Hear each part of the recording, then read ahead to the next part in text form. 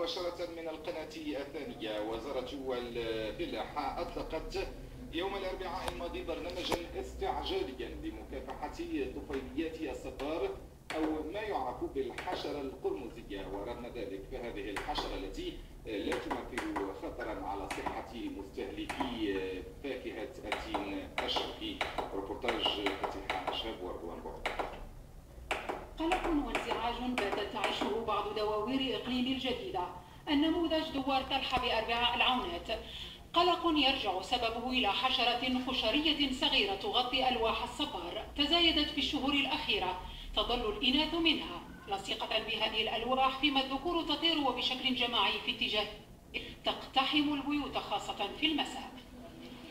هذا الشيء بنيتي كرفصنا ومحلنا ومرتنا، عندنا التربية تكلت، كناكلوا في داك الشيء ما كنعسوش، وجاهنا ليه كامل وحنا ولينا هاربين برا، هربانين برا للظلام. بدنا هو الدرك خاصو حايدين، راه اقتل لينا ولادنا وكلشي. ما تحط الماء غلا يتجلل فوق الماء غلا، انا نسعبونا ناموس، نسعبونا القاو دايره لي المراه فوق الحريره، لقيتو ناموس. لمحاربة هذه الحشرة القرمزية وضع برنامج استعجالي أطلقته وزارة الفلاحة والصيد البحري، مخطط يشمل معالجة كيماوية يشرف عليها المكتب الوطني للسلامة الصحية للمواد الغذائية، واقتلاع وإحراق نباتات الصبار، مع العلم أن هذه الطفيليات لا تشكل أي خطر بالنسبة للإملاك.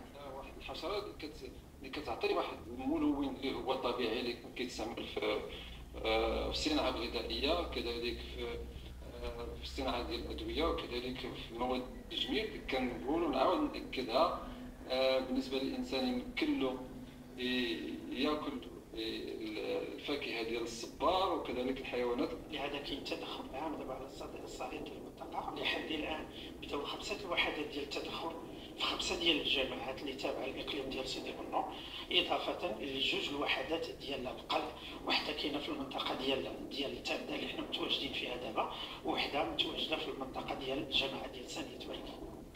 وأكدت الوزارة المعنية أن هذه الحشرة تخص نباتات الصبار فقط ولا تلحق ضررا بباقي الزراعات، والقضاء عليها يستلزم تدخلا شموليا من طرف المجتمع المدني والإدارات والتنظيمات المهنية وكذا السلطات المحلية. في منطقة